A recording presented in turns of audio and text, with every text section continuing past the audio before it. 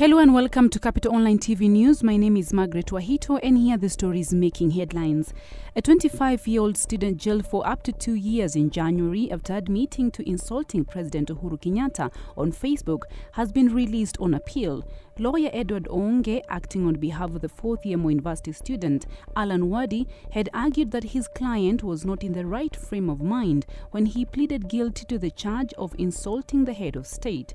When Wadi pleaded to the charge, he claimed insanity, and Onge says he should have been mentally evaluated before his guilty plea was entered.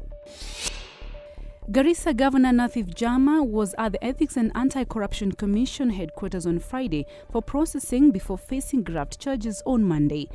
Jama is to be arraigned by the Director of Public Prosecution, found that there is sufficient evidence to prosecute him on the recommendation of the EACC.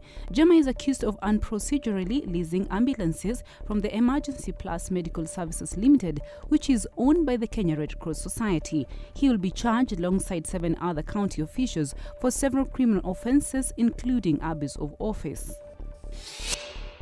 Kenya Tourism Federation Chairperson Karume has called for the full implementation of the Tourism Recovery Report. She said the 5.2 billion shillings the recovery needs should not be diverted to other needs.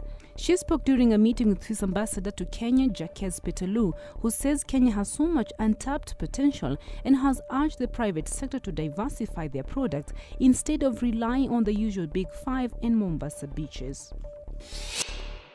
And finally, East African leaders are to meet on Monday in the latest bid to resolve the political crisis in Burundi after controversial elections were internationally condemned for not being free and fair. More than 70 people have been killed in more than 2 months of protests, and a failed coup attempt sparked by President Pierre Nkurunziza defied bid for a third term, with almost 144,000 refugees fleeing into neighboring nations.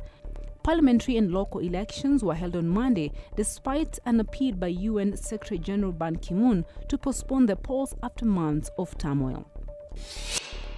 And that was your Capital Online TV News. For these and more stories, remember to subscribe to Capital YouTube channel, Capital FM Kenya. I've been your host, Margaret Wahito.